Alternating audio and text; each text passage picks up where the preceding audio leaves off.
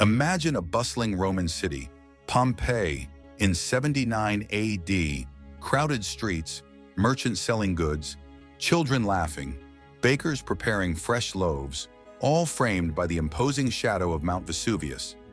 It's a vibrant day, as ordinary as any other, until a few warning tremors signal a day unlike any before.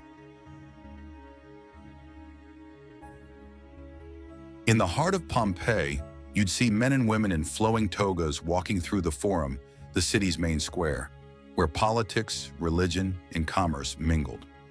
Around the corner, bathhouses are filled with people relaxing, exchanging gossip as they unwind in heated waters. Nearby, in open-air bakeries, bakers shape dough for the bread that would later be found centuries after the city's last breath, preserved just as they left it. Yet under this peaceful surface, Mount Vesuvius, which had slept for centuries, was stirring. Small earthquakes, which were common in the region, had been happening for days, but no one suspected what lay ahead. At around noon, Vesuvius explodes. A massive column of ash and pumice rises miles into the sky, darkening the sun and turning day into night.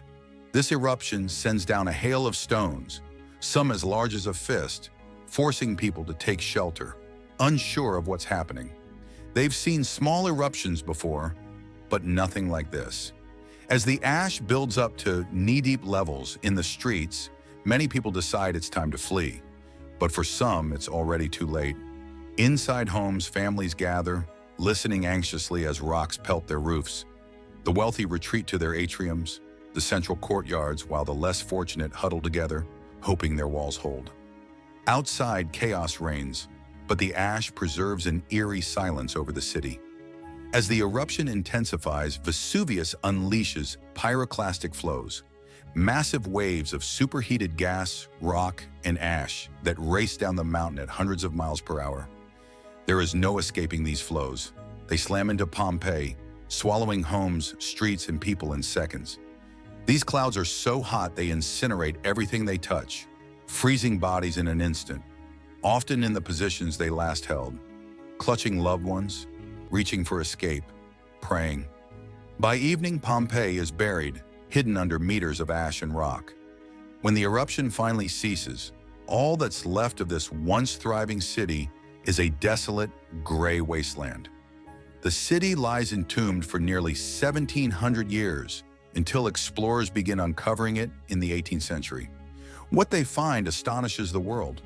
This city, frozen in time, is a snapshot of Roman life, preserved in the most intimate detail. The remains of homes, frescoes, mosaics, even graffiti scratched onto walls tell us how Pompeians lived. Graffiti includes messages of love, political endorsements, and even jokes, ordinary voices from history. Streets, bathhouses, shops, and even ancient fast food restaurants, known as thermopolia, remain. In kitchens, food left uneaten on plates. In one villa, a loaf of bread still sits in the oven. The bodies of Pompeii's people are some of the most haunting finds. Archaeologists use plaster to fill in the gaps left in the ash where bodies had decayed, creating casts that reveal expressions, poses, and even clothing in astonishing detail. These plaster casts show Pompeians' final moments, an intimate reminder of human fragility against nature's power. Today, Pompeii serves as an unparalleled window into the ancient world, showing us the art, architecture, and lives of a city caught at a specific moment in time. Vesuvius's fury might have destroyed Pompeii, but it also preserved it, giving us a legacy of history, art, and everyday life that we'd never have otherwise known. It's a haunting reminder of both the beauty and danger of living in the shadow of a volcano, and a silent testament to the lives that continue to speak to us from beneath the ashes. Thank you for exploring the final hours of Pompeii with me.